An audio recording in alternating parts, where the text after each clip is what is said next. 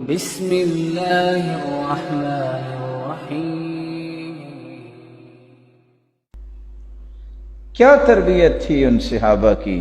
اسلام سے پہلے لوگ ان کو برائی کا مخزن کہتے تھے، لیکن اسلام قبول کیا اور رسول مقبول صلی اللہ علیہ وسلم نے تزکیہ کیا، ان کی تربیت فرمائی۔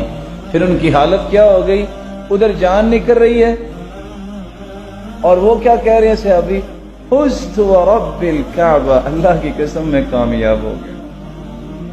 یعنی میں اس کلمے پہ حیران ہوں کہ میرے مالک نے اپنے محبوب کو ساتھی کتنے پیارے دیے تھے۔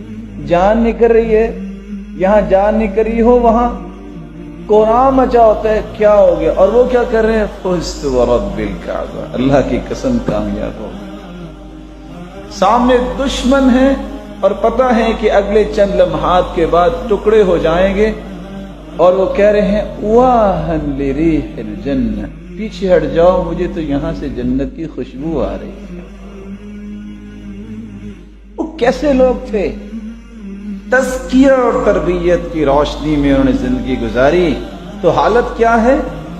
بھوک لگی ہوئی ہے، جہاد ہو رہا ہے، جلدی سے ایک کھجور نکالی، دوسری نکالنے لگے اور کہتے ہیں چھوڑو، باقی جا کے جنت ہی کھائیں گے۔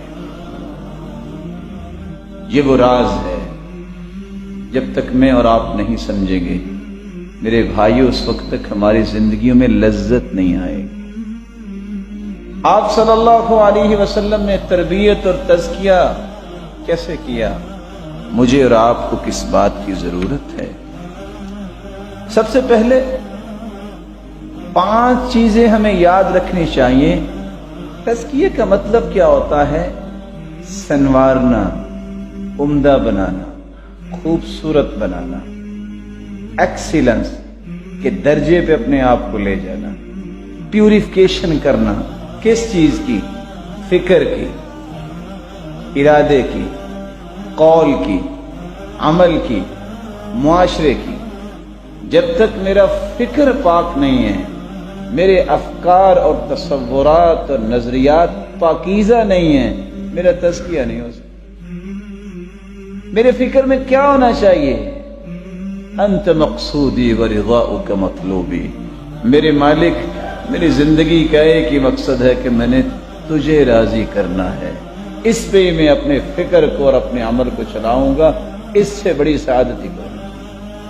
میرے ارادے اور نیتیں، ہر وہ ارادہ، ہر وہ نیت، ہر وہ تخیل، ہر وہ تصور، ہر وہ نظریہ جو شریعت کے مخالف ہے، جو شریعت کے متحارب ہے، جس کے اندر فساد ہے، میں زندگی میں ایسا ارادہ نہیں کروں گا، میں ایسی نیت نہیں بناؤں گا۔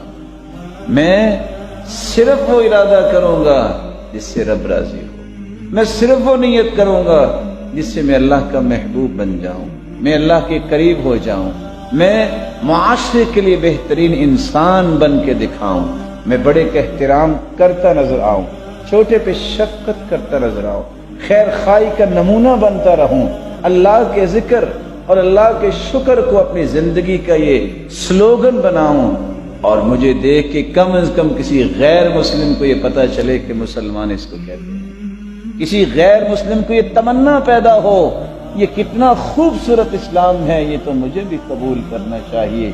یہ وہ صلاحیت اللہ کے رسول نے صحابہ کرام کے اندر پیدا کی۔ رذائل جتنے تھے، غلط عادات جو تھی، وہ ختم کی اور اوصاف حمیدہ ان میں بھر دیے۔ قرآن اس لیے کہتا ہے یبدل اللہ سیئاتہم حسنات، اللہ ذوالجلال نے ان کے گناہوں کو نیکیاں بنا دیا، بلکہ اس قدر ان کو پاکیزہ بنایا کہ ان کی ہر سوچ نیکی کا روپ دھارنے لگ گئی۔ اور یکفر عنہم سیئاتہم، جہاں ان کے گناہوں کو معاف کیا، وہاں گناہوں کی سوچوں کو بھی ان سے دور کر دیا۔ اللہ یہ تربیت میری اور آپ کی بھی فرمائے۔